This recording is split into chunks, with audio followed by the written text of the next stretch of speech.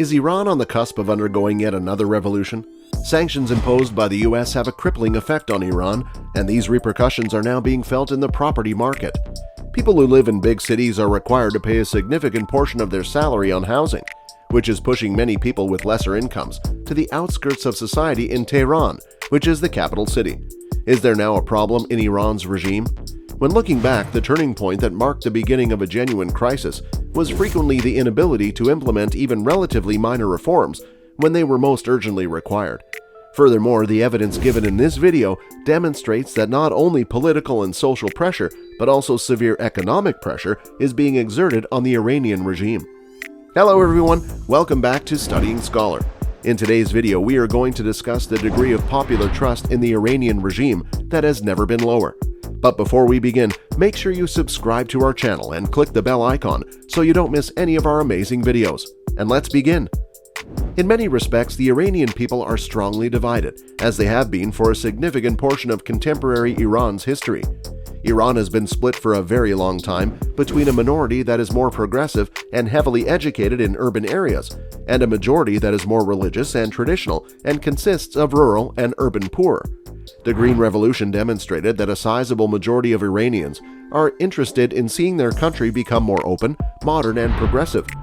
Many more Iranians, on the other hand, believe in a more traditional state and consider the West and Saudi Arabia as a threat. These people back the reforms that Khomeini instituted after the revolution. However, up to this point, the administration has been successful in gradually suppressing overt political opposition. It has proven successful in reducing the number of candidates that are eligible to run for office.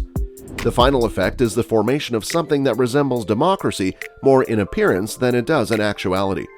The difference between the candidates who are allowed to run is now largely one between the more pragmatic supporters or moderate supporters of the supreme leader, the Ayatollah Sayyid Ali Khamenei, who focus on Iran's internal development and stability, and as supporters who are staunch advocates of a conservative religious revolution and Iran's efforts to expand its regional influence. In other words, the difference between the candidates who are allowed to run is now largely one between the pragmatic supporters or moderate supporters of the supreme leader. It is essential for people living outside of Iran to keep in mind that despite the fact that many Iranians may have a desire for a more liberal and Western society, the Iranian people as a whole have good reason to mistrust the United States, Russia, Europe, and the countries that border them that are Arab. These sentiments have also been molded by a lot of other things outside just the legacy of bitterness over the assistance the US gave to the Shah. Iran's social, political, and governance problems as the root of the country's unrest. The shortcomings of the administration at home, rather than its activities abroad, are the key factors contributing to the dissatisfaction among the population. These include decades of failing economic policies, efforts to regulate the day-to-day aspects of Iranian society, and corruption. All of these factors have contributed to Iran's current predicament. The insistence on adhering to a limited and antiquated vision of Islam does produce significant internal conflict. The limiting of social life rather than the economy is one of the primary concerns. In point of fact, Rouhani issued a public warning to his colleagues about this on September 9, 2018 in a statement in which he advocated for the continuation of reform and liberalization. A regime that is split. However, Iranian voters and important leaders inside the regime are split on this issue. This is another contentious topic in Iran.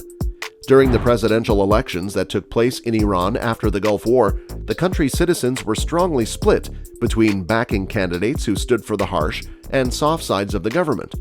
Iranian young men and women, as well as the more educated segment of the civil population, have frequently demonstrated their disagreement and anger with the regime's social controls and limitations. Iran's mistreatment of women has also been an issue in recent years. Only people who have ties to the revolution and who have some sort of connection to the leader have been allowed to run for office. However, there has long been a wide divide between reformers or moderates who focus on Iran's internal needs and hardliners or conservatives who focus on security issues and a strict interpretation of religious constraints and custom. Only those people have been allowed to run for office. The results of the presidential election in 2013 made it very evident that a large number of Iranians were opposed to the social conservatism of the government, as well as its corruption and its inability to improve the economy. During the elections of 2013, the supreme leader Ali Khamenei and those who supported him were either unable to elect a hardliner or were unable to vote for one.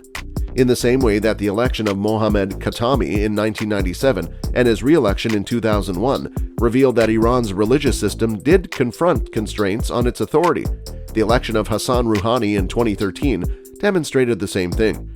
Rouhani and his moderates won the election with a significant amount of support from the people. The hardline or conservative core of the leadership of the revolution is getting on in years, and so is the revolution itself. About 38 years ago, the Shah was overthrown. It has been 30 years since the end of the Iran-Iraq War. Khomeini passed away in 1989, and since then no other leader has been able to match his level of popularity or charisma. The current supreme leader, Ali Khamenei, has been accused of a lot of things, but the charm has not been one of them very often. He is close to being 80 years old and is frequently said to be unwell. At least a sizable percentage of Iran's population today appears less concerned with the supreme leader himself and more focused on when and how he will step down or die, as well as who will take his place. Youth bulge, population pressure. The authorities will struggle to cope with some of the demonstration's structural forces. Iran's population increase and youth bulge are important stresses in these sectors. No combination of population and economic statistics impacting emerging nations, and many wealthy ones, is completely trustworthy, and estimates typically fluctuate sharply.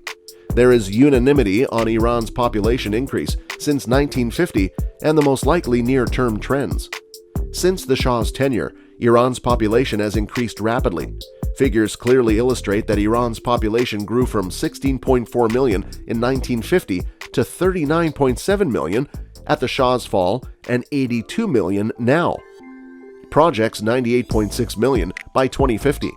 This is a significant population explosion for a country with a considerably greater population in 1950 than its Arab neighbors, and much of its arable land and water were consumed. It puts strain on the economy, infrastructure, and government of a nation that has been poorly governed, at war, or in crisis throughout much of its modern history.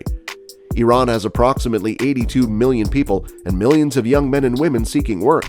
4.7% of the population is 15 to 24.